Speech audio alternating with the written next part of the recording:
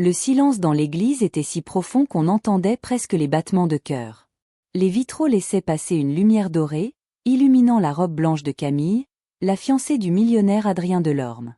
Tout semblait parfait, trop parfait. Adrien, héritier d'un empire immobilier, se tenait droit devant l'autel, le regard brillant, convaincu qu'il épousait l'amour de sa vie. Personne ne se doutait que, dans quelques minutes, cette cérémonie de rêve allait se transformer en cauchemar. Au fond de l'église, discrète, presque invisible, se tenait Maria, la femme de ménage du manoir Delorme.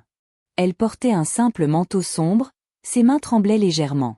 Personne ne faisait attention à elle.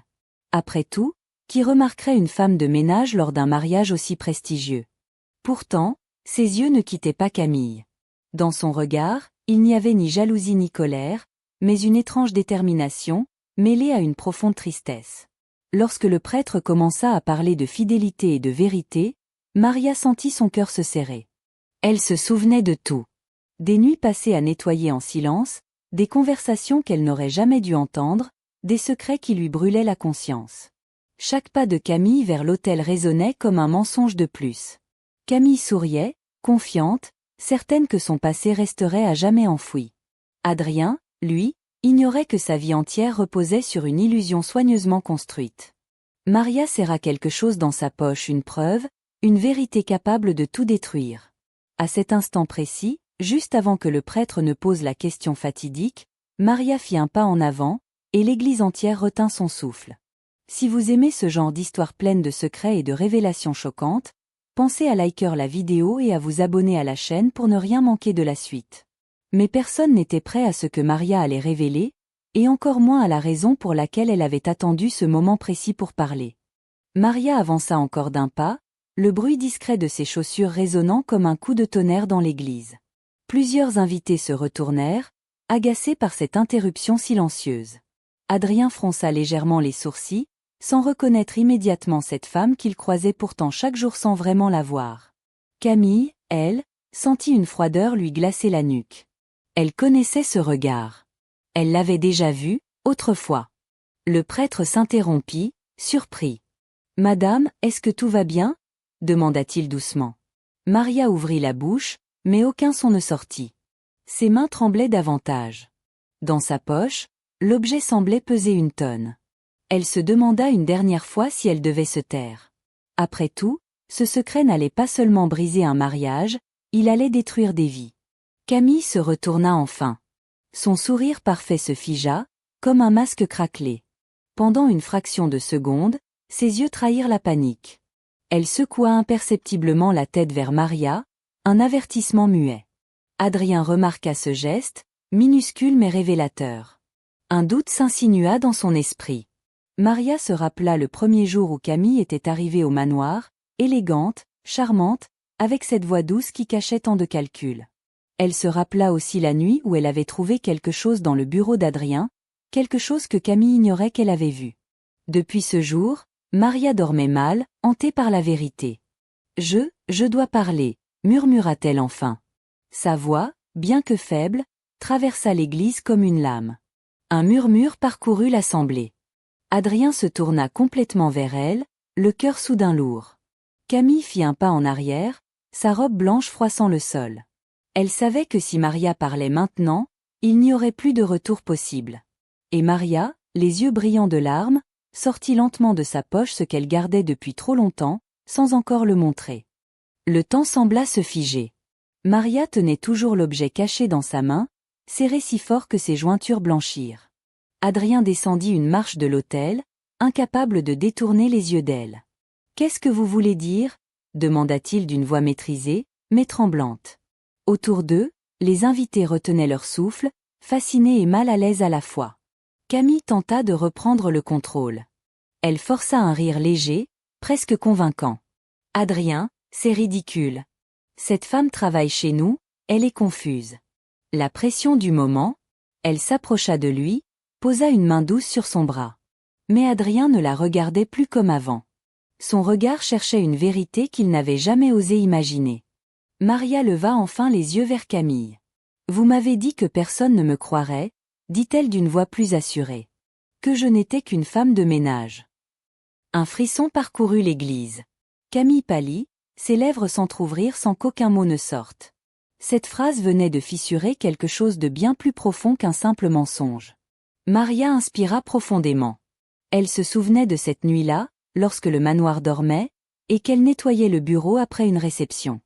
Les lumières étaient restées allumées. Sur le bureau, un dossier ouvert. Des photos. Des noms. Et surtout, un visage qu'elle n'aurait jamais dû reconnaître. Adrien sentit son cœur s'accélérer. « Maria, qu'avez-vous trouvé ?» demanda-t-il doucement, presque avec peur. Maria avança encore, se tenant maintenant à quelques pas de l'autel. Elle ouvrit lentement sa main, prête à révéler ce qu'elle cachait. Mais au moment précis où elle allait parler, Camille cria soudain « Arrêtez !» Sa voix résonna dans toute l'église, chargée d'une panique impossible à masquer. Et tout le monde comprit que ce secret n'était pas seulement embarrassant, il était dangereux. Le cri de Camille fit sursauter les invités. Certains se levèrent, d'autres murmurèrent des prières à voix basse. Adrien recula d'un pas, le visage fermé.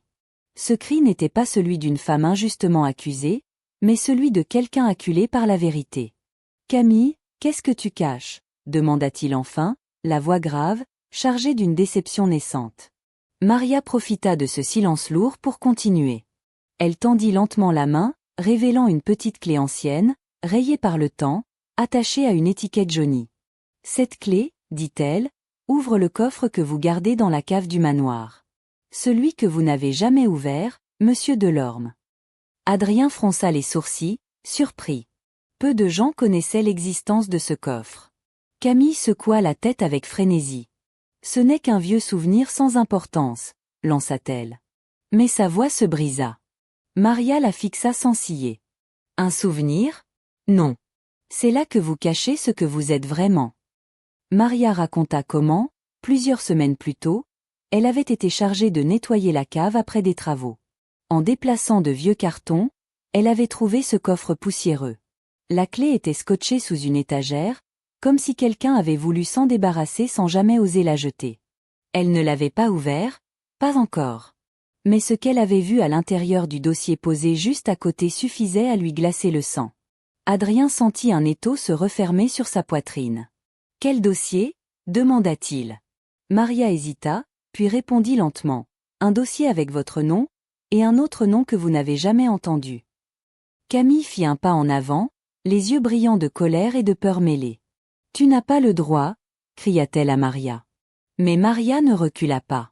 Elle savait que ce qu'elle allait dire ensuite changerait à jamais la vie d'Adrien, et révélerait le vrai visage de la femme qu'il s'apprêtait à épouser. Maria ferma les yeux une seconde, comme pour rassembler le courage qui lui restait. Puis elle parla. L'homme disparu s'appelait Julien Morel. À l'instant même où ce nom résonna dans l'église, Camille chancela.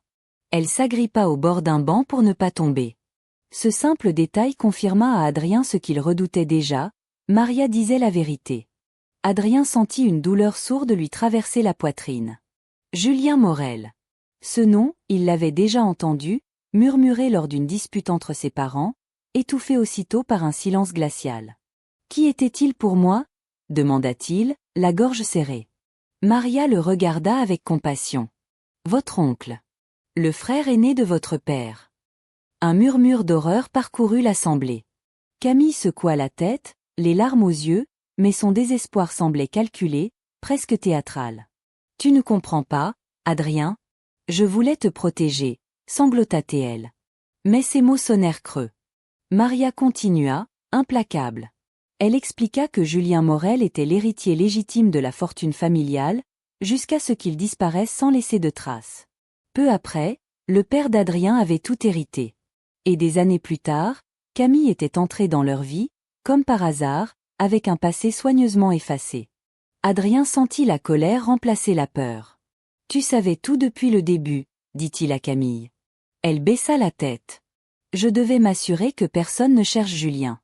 Que personne n'ouvre ce coffre. » Maria serra la clé plus fort. « Mais il y a autre chose, » ajouta-t-elle doucement. « Quelque chose que Camille n'a jamais prévu. » Adrien la fixa, le cœur battant à tout rompre. « Quoi ?»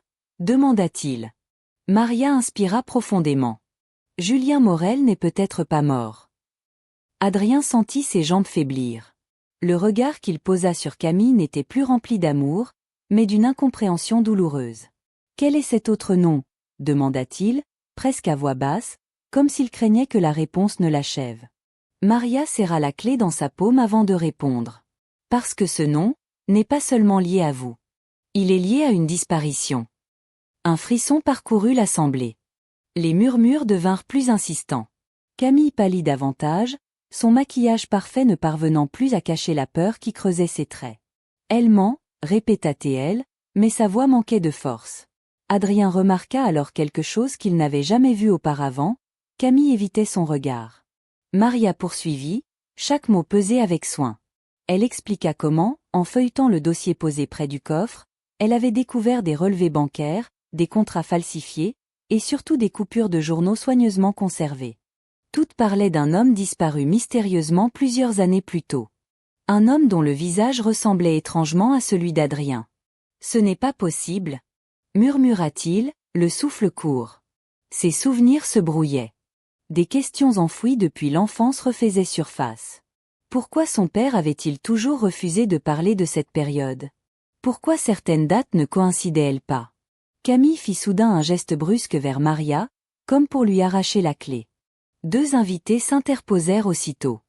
L'église était désormais en chaos. Adrien leva la main, imposant le silence. « Laisse-la parler », ordonna-t-il, la voix tremblante mais ferme. Maria inspira profondément. Elle savait que le moment le plus dangereux approchait. Car le nom qu'elle allait prononcer expliquait non seulement la disparition de cet homme, mais aussi la véritable raison pour laquelle Camille avait choisi Adrien comme époux. Ces mots tombèrent comme un coup de foudre. Adrien recula, le souffle coupé. Autour de lui, l'église explosa en murmures affolés. Camille leva brusquement la tête, les yeux écarquillés, comme si cette possibilité venait de réveiller sa plus grande peur. « C'est impossible », murmura-t-elle, mais sa voix trahissait un mensonge mal dissimulé. Maria expliqua qu'au fond du coffre, sous les documents et les coupures de presse, il y avait une lettre. Une lettre jamais envoyée. L'encre était pâlie, mais l'écriture tremblante parlait d'une fuite, d'une trahison familiale, et d'une promesse, celle de revenir un jour réclamer la vérité. La lettre était signée de la main de Julien Morel. Adrien sentit ses jambes céder. Il s'assit sur la première marche de l'autel, incapable de soutenir le poids de cette révélation. Toute sa vie, on lui avait appris que sa famille était irréprochable. Et voilà que son héritage reposait peut-être sur une disparition forcée. Camille s'approcha lentement, la voix douce, presque suppliante. « Adrien, écoute-moi. Cet homme était dangereux. Il voulait tout détruire. J'ai fait ce qu'il fallait pour te protéger, pour nous protéger. » Mais plus elle parlait, plus Adrien voyait la peur dans ses yeux. Maria secoua la tête. « Non. Vous avez surtout protégé votre place. Votre confort. » Elle ajouta alors une phrase qui glaça tout le monde. « Et si Julien est vivant, il sait exactement où vous êtes. » À cet instant précis, les lourdes portes de l'église grincèrent lentement. Tous les regards se tournèrent vers l'entrée.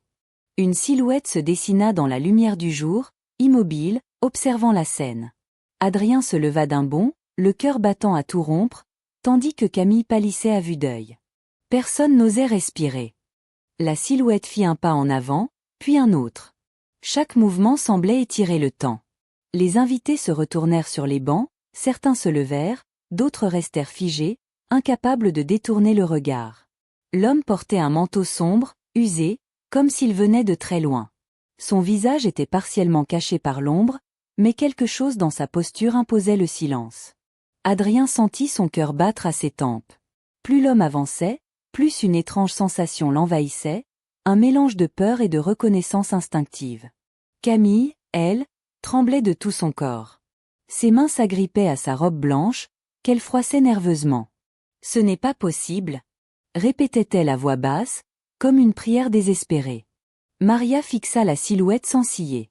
Elle reconnut immédiatement ce regard fatigué, cette manière de scruter la pièce comme quelqu'un qui a appris à se méfier de tout. « Il est là », murmura-t-elle, presque pour elle-même. Adrien tourna brusquement la tête vers elle. « Tu le connais ?» demanda-t-il. Maria hocha lentement la tête, les larmes aux yeux. « Je l'ai vu une fois, sur une photo. » Dans le dossier. L'homme s'arrêta à quelques mètres de l'autel. La lumière des vitraux éclaira enfin son visage. Les invités étouffèrent un cri. Il ressemblait à Adrien de façon troublante. Les mêmes traits, durcis par les années. Les mêmes yeux. Camille recula instinctivement. Tu ne devrais pas être ici, dit-elle d'une voix brisée. L'homme la fixa longuement, sans répondre, puis reporta son regard sur Adrien. Tu as grandi, dit-il enfin, d'une voix grave chargée d'émotion. Adrien sentit ses jambes faiblir. Il ouvrit la bouche pour parler, mais aucun son ne sortit. L'homme fit un pas de plus, prêt à dire ce qu'il était venu chercher. L'homme s'arrêta à quelques pas d'Adrien, comme s'il craignait de franchir une frontière invisible. Son regard glissa sur les visages choqués, sur l'autel, sur la robe blanche de Camille désormais froissée, puis revint se poser sur Adrien avec une intensité presque douloureuse. « Je ne suis pas venu pour gâcher un mariage, » dit-il lentement. « Je suis venu pour récupérer ce qui m'a été volé. » Adrien sentit une chaleur étrange monter dans sa poitrine. « Vous êtes... » Il n'osa pas finir sa phrase. L'homme hocha la tête. « Julien Morel. » Un cri étouffé s'éleva parmi les invités. Camille porta une main à sa bouche, ses yeux brillants de larmes et de terreur. « Tu étais censé disparaître, » murmura-t-elle sans s'en rendre compte. Julien sourit tristement. « J'ai disparu, oui. Parce que je n'avais pas le choix. » Il raconta comment il avait été piégé, accusé, puis contraint de fuir pour sauver sa vie. Comment quelqu'un, aidé par une femme ambitieuse, avait lentement effacé son existence. Les mots de Julien tombaient lourds, précis, impossibles à ignorer.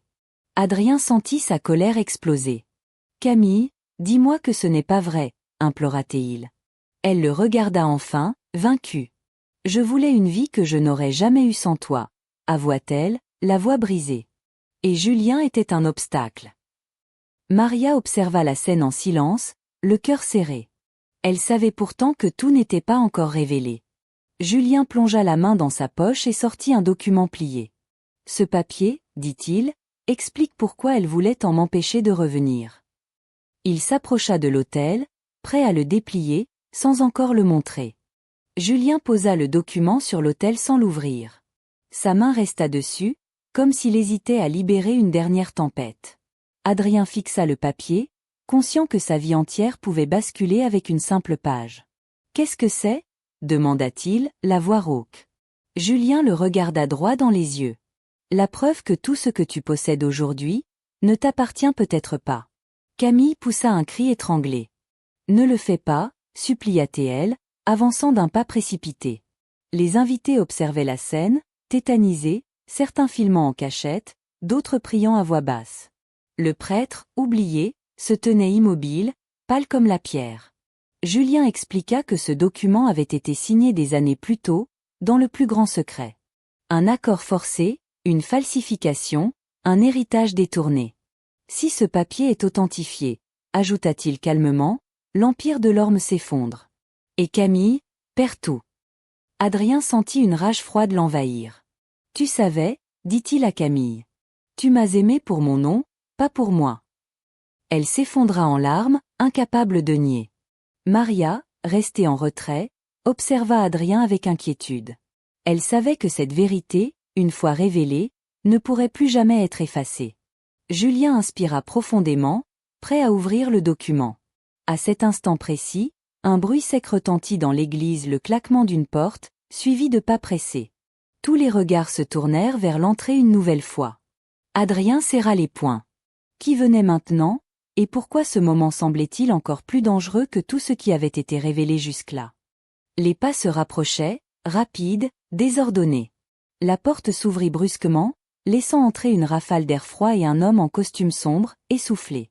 Derrière lui, 2 agents de sécurité tentaient de le retenir, mais Adrien leva la main. « Laissez-le » dit-il d'une voix ferme. L'inconnu s'immobilisa, le regard fixé sur Julien, puis sur le document posé sur l'autel. « Il ne doit pas être rendu public » lança-t-il enfin, la voix tremblante. « Pas ici. Pas maintenant. » Julien esquissa un sourire amer. Toujours à vouloir contrôler le moment, n'est-ce pas, maître Lefebvre? Un murmure parcourut l'assemblée. Adrien reconnut ce nom. L'avocat historique de sa famille. Celui qui avait géré chaque succession, chaque contrat, chaque silence. Camille releva la tête d'un coup. Vous aviez promis, dit-elle, la voix chargée de reproches. Lefebvre évita son regard. Je vous avais promis que le passé resterait enterré, tant que personne ne creusait. Ses yeux se posèrent sur Maria, avec une dureté soudaine. Vous n'auriez jamais dû toucher à ce coffre. Maria ne recula pas. Ce n'est pas moi qui ai volé une vie, répondit-elle simplement. Adrien sentit une colère sourde monter. Alors c'est vous, dit-il à Lefebvre. Vous saviez que Julien était vivant. L'avocat soupira, comme accablé par des années de mensonges. Je savais qu'il pouvait revenir. Et je savais que ce papier pouvait tout détruire. Julien glissa lentement ses doigts sous le document, prêt à l'ouvrir. Trop tard, murmura-t-il. À cet instant, un téléphone vibra bruyamment dans le silence de l'église. Lefebvre pâlit en regardant l'écran. Ils sont là, souffla-t-il. Adrien fronça les sourcils. Qui, ils? Lefebvre leva lentement les mains lorsque les portes de l'église s'ouvrirent une dernière fois. Des enquêteurs entrèrent, calmes mais déterminés. Cette fois, il n'y eut ni cri ni chaos, seulement un silence lourd, chargé de justice longtemps retardée. Julien posa le document sur l'autel et le déplia enfin. Chaque ligne confirmait la vérité. Un héritage volé, une disparition maquillée, des années de mensonges protégés par l'argent et la peur. Adrien lut sans cligner des yeux. Quand il releva la tête, quelque chose avait changé en lui. Ce n'était plus la colère, mais une lucidité douloureuse. Il se tourna vers Camille. « Tu n'as jamais voulu construire avec moi, » dit-il calmement. « Tu as voulu posséder ce que je représentais. » Camille s'effondra, vidée, tandis que les enquêteurs s'approchaient d'elle et de Lefebvre. Julien observa Adrien avec émotion. « Je ne veux pas me venger, » dit-il. « Je veux juste que la vérité respire enfin. » Adrien hocha la tête. « Alors elle respirera. Et je ferai en sorte que ce qui a été détruit soit réparé. » À cet instant, il comprit que perdre un empire valait mieux que vivre dans un mensonge. Maria, restée en retrait, sentit les larmes couler sur ses joues. Pour la première fois, elle n'était plus invisible. Adrien s'approcha d'elle. « Vous avez eu le courage que personne d'autre n'a eu, » lui dit-il doucement. « Merci. » Les invités quittèrent l'église en silence, conscients d'avoir assisté à quelque chose de rare, la chute d'une illusion et la naissance d'une vérité. Sous les vitraux désormais ternes, Adrien et Julien restèrent seuls quelques instants. Deux vies séparées par le mensonge, enfin réunies par la vérité. Et tandis que les cloches sonnaient au loin, ce n'était plus un mariage qu'elle annonçait, mais la fin d'un règne bâti sur le secret.